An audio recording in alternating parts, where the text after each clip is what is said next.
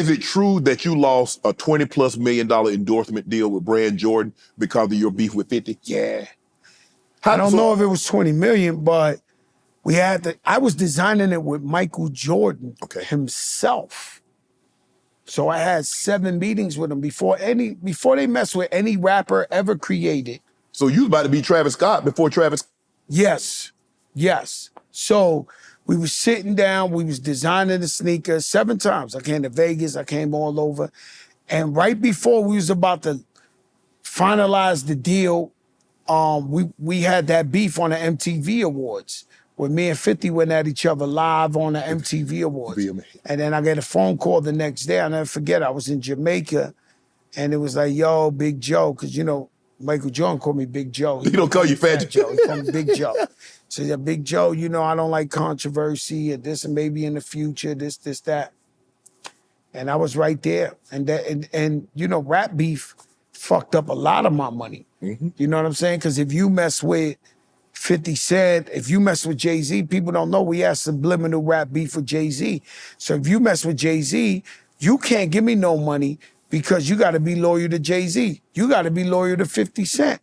That's the Reebok deal. That's the Reebok deal. That you had in play. Oh, they shut me down with that one. Wow. But you know, I understand in war that they didn't want me to get financially secured like that because they knew I was dangerous. So I never cried about it. You know what I'm saying? I just took it like it is and just know that God loves me and I was eventually going to get my money anyway, you know. But you're cool with Hov. Oh, you're no, cool I love with 50. Him. It's my brother. 50 Cent's my brother too. I love them both and I champion them and I'm happy for them and they happy for me. Right. When they see me doing good, they happy for me. They give me the call, be like, yo, congrats on the TV show, yo, this, that. I'm cool with both of them. That's what I'm trying to tell you. This rap beef shit, it ain't about nothing. What it's about is you uniting and getting money and taking care of your people and your community and inspiring the youth that's coming behind you. You know what I'm saying? That ain't, you know, rap beef ain't never make me $1. But that's grown man stuff. How do you get to the point? How do you get these young'uns, these young men and women to get to a point that they can have adult conversation? Well, the problem is you got to realize that we got into hip hop to get out of the bullshit. Don't bring it with you. You know, so we got out of we how many times we said, yo, we want to get out the hood. We wanted this. Now you got it. Now you living in a nice house. You're taking care of your moms, your crew. You know, stay focused on making your music, being creative, being the best artist you can be, and stay away from all that other shit. Because that ain't about nothing. And the biggest rule you got to think about is when you an artist, when you got your crew or your entourage or your gang or whoever, those other guys don't look at the world like you. And so you looking at it, you be like, yo, I could be the next Yo Gotti. I could be the next Master P. I could be the next this. If your crew ain't thinking the same thing, they'll fuck your whole shit up. Because they don't care. Right. Because this is Johnny 2 times. Who's Johnny 2 times? Well, he killed the same guy 2 times. You think he give a fuck about what you thinking about business or what's your next creative sound or what movie you want to do? He don't care. Right. His job is to kill somebody 2 times. He'll fuck the whole shit up for everybody. So you got to watch who you got and then let your crew know, yo, we going this way. You know, my brother's here with me now, Pistol Pete. Pistol Pete, a jail legend. Pistol Pete, one of the guys like Pistol Pete ain't in the street. They just ain't. But I had to tame them. Yo, bro, we living good. Ain't you in Vegas and suites? Right. Ain't you like, chill. Don't mess this up And now. over the years, well, he's way past that. He's a grown-ass man, but I had to work with him and my crew. See, because if you're a real leader, your people shouldn't be going to jail. Your guys can easily be manipulated by you to do some shit and go to jail for 20 years. A true leader don't send him to jail. He keeps his crew with him. He keeps them right. So, you know, you sell them your pistol. When I win, you win. I don't want you in jail, brother. I don't want to go visit you in jail. You my brother. And now he goes to Rikers Island and all places, mentoring the youth, talking to them how to change their life when they get out. And he has a podcast too called Dog in the Yard. But that's what I'm talking about. That's the true transformation. You got to watch the guys in your crew because the feds are.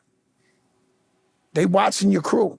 The hip hop police, oh, they watching your crew. They're not even watching you. They watching your crew. Now, who's that? Who's that? Who's that? Who's that? Who's that? Now, let's see what they doing. And then that all trickles back to you and jams you up.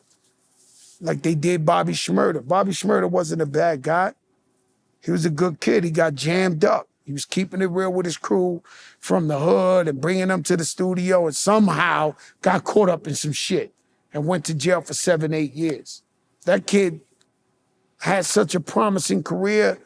You know, they took it from him. You signed with Roc Nation.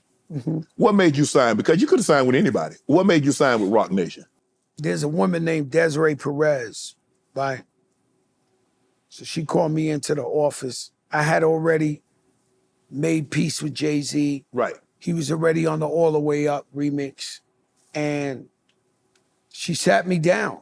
And so this is OG Juan's wife. She sat me down and said, yo, you know, I think you should be a Roc Nation artist and we should manage you, you know? And to them, you know, in this game of chess, Fat Joe was a real big piece to grab on a team. Board, huh? So she said, I know you doing a deal right now. And the deal was for $1 million. I thought I negotiated a great deal. I was negotiating a deal with somebody. Let's just say $1 million for this glass of water. She said, what if I told you I call that guy right now and they give you $3.5 million for that same deal you negotiated for $1 million?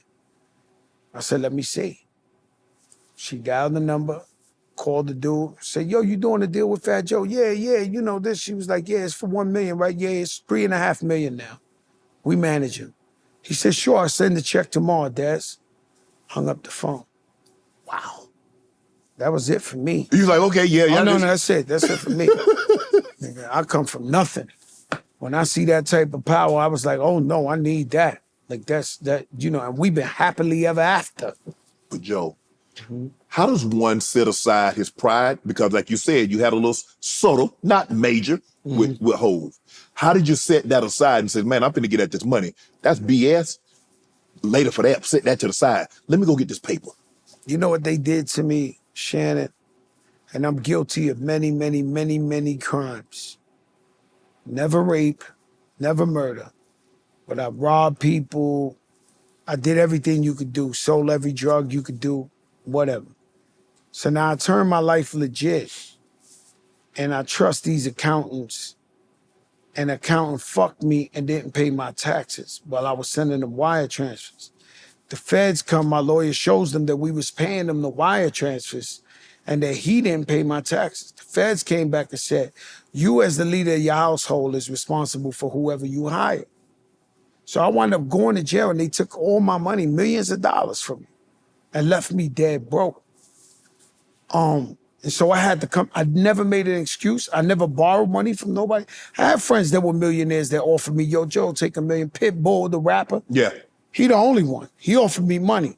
But all my other friends that are rich, they were like, yo, Joe, let me give you $1 million. You pay me back. Yo, this. My man E. Philly came crying to me with a duffel bag of cash. Like, please, y'all, I can't take nobody money. So I went and performed in Yugoslavia, Africa, China, Poland, wherever you name that had a dollar attached to the bottom of the table, I was out there. I made no excuses. Thank God I came back. And so when God showed you that it could all be snatched away, and then you got opportunity to put things aside and work with the powerfulest people in the game and get money together, I would be a fool to turn that down. Right. Want to join Club Shay Shay? Become an official member by hitting that subscribe button, where you never know who's going to be joining us for drinks and conversation. Don't be late to the party because you know we like to do something before two something.